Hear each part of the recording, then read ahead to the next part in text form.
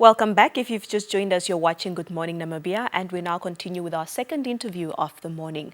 Now, the African Editors Forum released two major resources on COVID-19 and pandemics in Africa.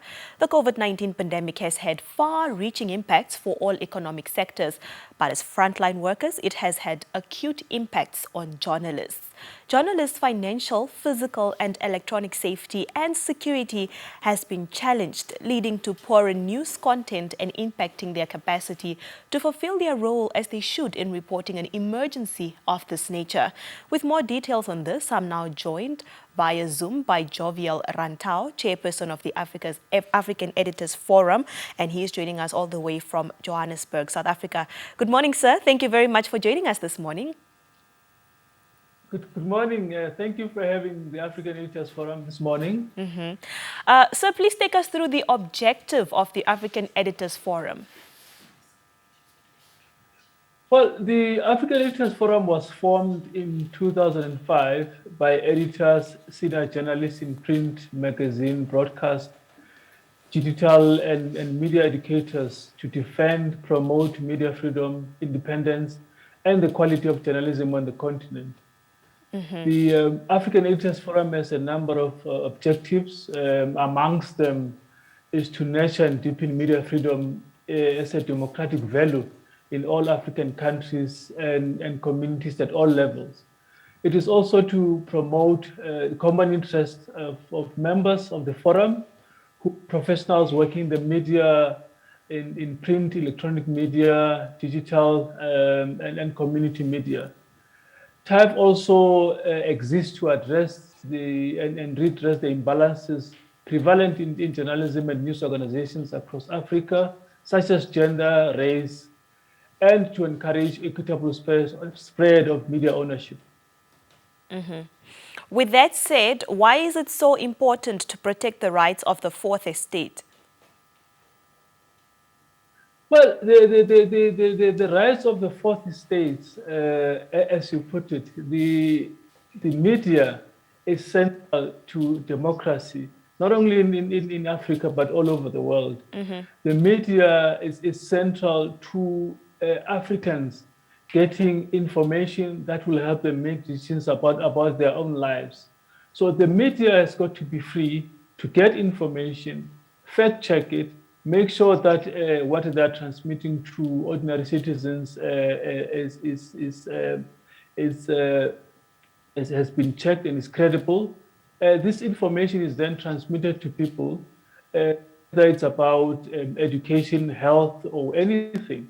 And people will use this information to become active citizens in their own countries and to make decisions about issues that affect their own lives. Now, sir, COVID-19 came in our midst in around the end of 2019, 2020, and has been active throughout 2021 as well. So how exactly has it impacted journalists, and not just journalists, but journalism as well in Africa? Well, COVID-19 has changed lives as we know it, and it has impacted every aspect of our lives. Journalists have not been untouched by the pandemic. Now, the impact has been far and wide. You know, in most instances, when a war is declared, in this instance, when COVID was announced, you know, people ran for the hills, people themselves in their houses to isolate. But the media journalists have got to run the other way. They've got to go out and cover the story and tell the story of this huge pandemic that infected over 500,000 Africans and killed many more. You know, so the impact has been huge. One, we have lost quite a number of journalists to the pandemic. May their souls rest in peace. And two, it has had a huge impact. COVID has had a huge impact on the economics of media. A number of newsrooms have been downsized, so journalists have lost their jobs. A number of publications have closed. So all of this has also meant that the number of voices that are there to tell the story of COVID in Africa has been greatly reduced. So what the African Editors Forum has done with the support of UNESCO is that we've done the first continent-wide study called Reporting at a Distance. Will bring to Africans the true impact of COVID-19 in our newsrooms, in the media across the continent. You'd remember that the African Editors Forum launched the digital platform for the safety of journalists in Africa just over a year ago. That was meant to help and to raise awareness around the physical protection of journalists, people being detained, tortured, just for doing their job. So the report gives us a good analysis on the impact. And the second report, called the Safety Guide of discovering pandemics on the continent, is a tool that is designed to help our African journalists how to stay alive, how to stay safe when covering pandemics such as COVID-19 and others that we've had, and we predict a few others that we'll have in the future. So these reports that you make mention of, are the reports that, have they been released yet, or are you yet to release them? The reports are being launched tomorrow. It's a virtual launch also because of the conditions brought to us by COVID. They are being launched tomorrow, February 23, at 11 o'clock, between 11 and 2 o'clock. The African Editors Forum with UNESCO and journalist community across the African continent, we are going to gather virtually. And the authors of the two reports are going to be on a panel with a number of journalists to talk through the reports and take questions. Now, sir, the African Editors Forum will also look at the safety guide of journalists covering pandemics, as you mentioned, and this is co-funded by UNESCO's multi-donor program. Let's talk about this partnership.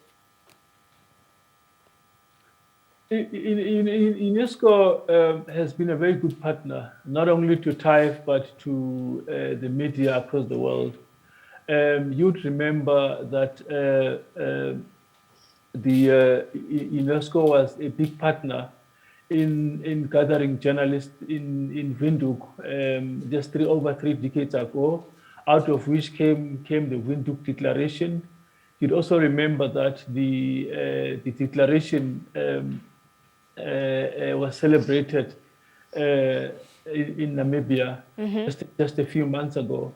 So UNESCO, that is just to illustrate the partnership that UNESCO has with media across the continent and their commitment to supporting efforts for media freedom, independence, and freedom of expression. So UNESCO has been quite a good partner with us, and they have supported us to come up with a guide that will help our journalists across the continent to be ready and to be prepared and to be able to cover pandemics from Ebola to COVID, and to be able to bring information to our citizens without harming themselves. Thank you, sir. Now, as we round up our conversation, you mentioned that the launch of the reports on the two major reports on COVID-19 and pandemics in Africa is tomorrow, will happen virtually. What are your final remarks? Well, my final remarks are that we now have created history with UNESCO by providing this report that analyzes the impact of COVID. Journalists and media practitioners across the continent, educators, now have a resource that they can look at and be able to tell the story of COVID in Africa from a factual basis. And secondly, as I said, that we now have a weapon in our media arsenal that will help to protect our media and enable them to be able to tell the story of this huge pandemic and many others in the future without harming themselves. Thank you very much for making our time to speak to us this morning, sir. Thank you very much for having us. That was Jovial Rantau, the African Editors Forum chairperson, talking to us about the launch of the two major resources or reports on COVID-19 and pandemics in Africa, which will be taking place virtually tomorrow. We'll be back with the next interview shortly. Stay tuned.